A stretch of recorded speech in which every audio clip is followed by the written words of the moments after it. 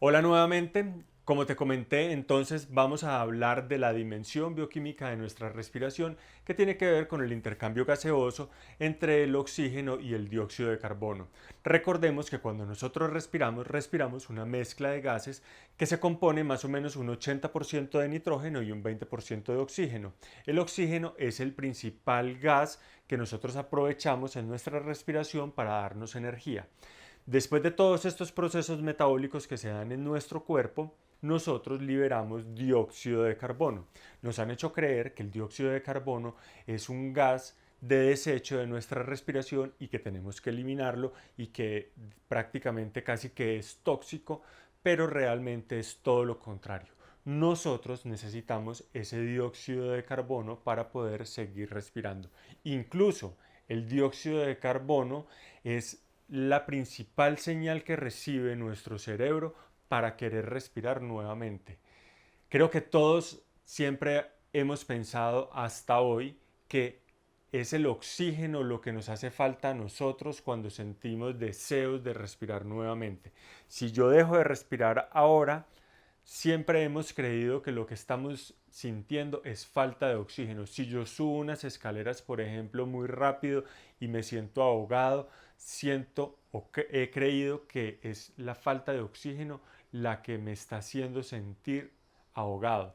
Pero es todo lo contrario. Realmente lo que sucede o lo que está sucediendo en esos casos es que al nosotros dejar de respirar y yo exhalar, el dióxido de carbono se empieza a acumular en mis tejidos, en mis pulmones, y eso llega a mi sangre y eso hace que cambie el pH de mi sangre, lo cual es detectado por mi cerebro y es una señal indirecta de decirle al cerebro, ojo, porque usted no está respirando. Entonces, espero que esto haya quedado claro, que no es la falta de oxígeno la que nos hace respirar, sino la acumulación de dióxido de carbono que genera un cambio bioquímico en nuestro cerebro y esto hace que nosotros respiremos nuevamente y sintamos ese deseo perpetuo de querer respirar. ¿Qué está pasando actualmente?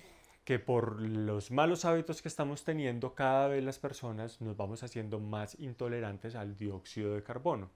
Y al hacernos intolerantes al dióxido de carbono, nuestra respiración empieza a volverse más acelerada o empieza a hacerse nariz-boca o boca-boca para poderlo eliminar rápidamente y no sentir como esa sensación de ahogo que muchas veces sentimos en la ansiedad o cuando estamos estresados o también cuando sentimos un ataque de pánico.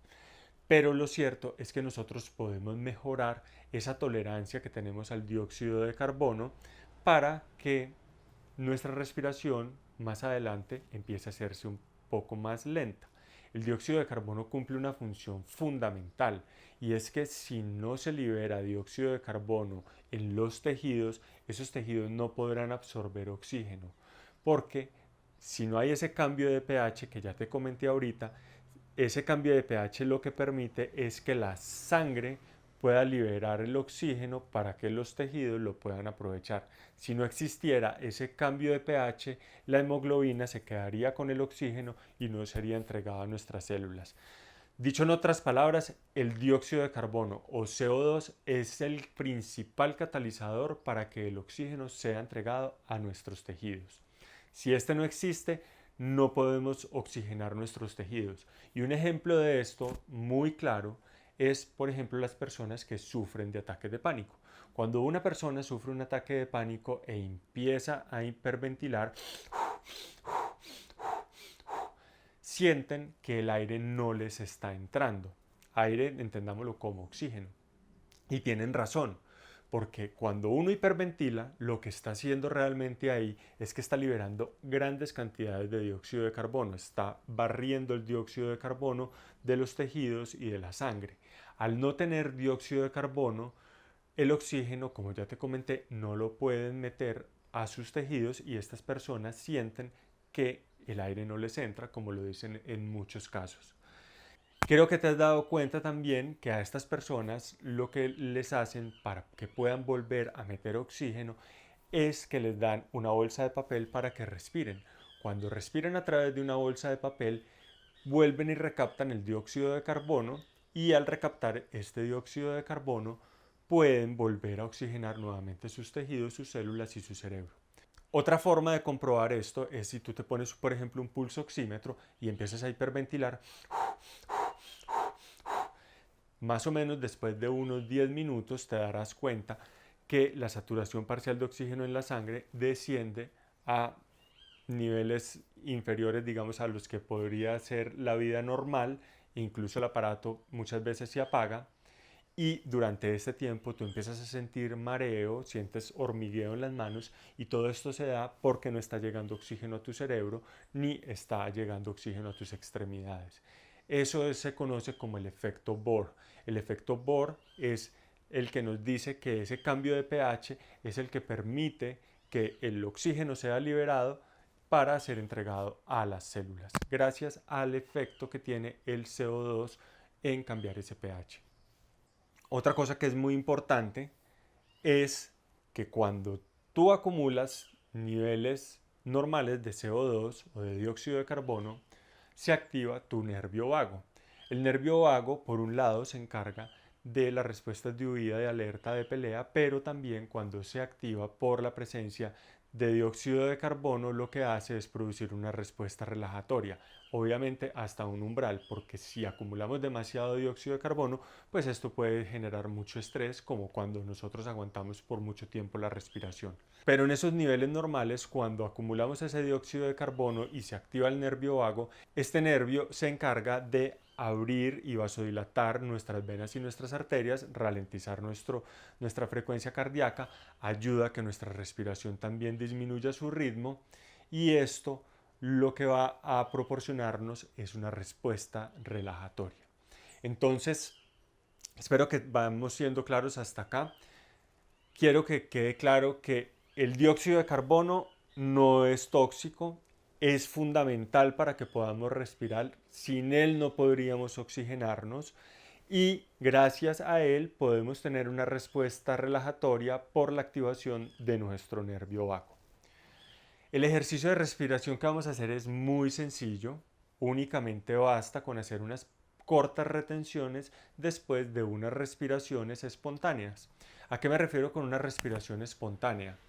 Inhalar y exhalar por la nariz como lo hacemos normalmente. Inhalas, exhalas, exhalas, pausa, te tapa la nariz, 3, 2, 1, boca cerrada, inhalas, exhalas, inhalas, exhalas, 3, 2, 1 y nuevamente. Lo que estamos haciendo ahí es, hagan de cuenta cómo tomarnos unas pequeñas tacitas de dióxido de carbono en esas pequeñas retenciones. Al tomarnos esas pequeñas tacitas de dióxido de carbono, lo que vamos a hacer es activar nuestro nervio vago para poder tener esta respuesta relajatoria de la que ya les hablé. Con el tiempo y con la práctica vamos a ir haciéndonos cada vez más tolerante al dióxido de carbono y además con otros ejercicios de respiración que me gustaría también que aprendieras, pero como yo sé que eres una persona muy ocupada, quiero entregarte este ejercicio que es súper sencillo y que si te das cuenta lo puedes poner en práctica en cualquier momento. No hace falta que te detengas, no hace falta que cierres los ojos o que te pongas en una posición extraña para relajarte. Básicamente lo único que necesitas es hacer pequeñas retenciones que te permitan acumular un poco de dióxido de carbono que te va a activar tu nervio vago para tener una respuesta relajatoria y desencadene toda esta cascada de efectos a nivel fisiológico en tu cuerpo que te permitirán estar mucho mejor en todo momento. Espero que haya sido clara la explicación. Recuerda que tenemos un grupo de WhatsApp que si quieres hacer preguntas por ahí o dudas o tienes algún comentario que quieres hacer, estaría encantado de recibirlos y poderte ayudar a que tengas una mejor respiración en todo momento. Así que muchas gracias por tu atención. Si sabes de alguien que le pueda servir este video, no dudes en compartírselo, que para mí también sería un gusto poderle ayudar a más personas a respirar mejor. Muchas gracias y nos vemos en el próximo video donde vamos a hacer un ejercicio de respiración completo y te voy a dejar también unos recursos en audio para que tú los puedas llevar. pero lo que me importa es que entiendas la teoría en la que se fundamenta todo esto para que el día de mañana, si tú no tienes un audio o un video, lo puedas llevar a cabo y te relajes. Este ejercicio es tan potente que te puede ayudar a prevenir un ataque de pánico cuando lo estás sintiendo venir, o un ataque de ansiedad, e incluso ataques de asma. Cuando tú mejoras la tolerancia al dióxido de carbono, tus síntomas de problemas respiratorios como rinitis, sinusitis, apnea del sueño, asma, empiezan también a disminuir. Y lo mejor es que la calidad del sueño se va a ver mejorada. Así que sigue practicando. Te invito a que te conozcas más a través de la respiración, que tiene un potencial enorme. La respiración es nuestro principal, primer y último alimento que vamos a consumir mientras pasamos por esta existencia. Así que qué importante es poderlo hacer de una manera adecuada.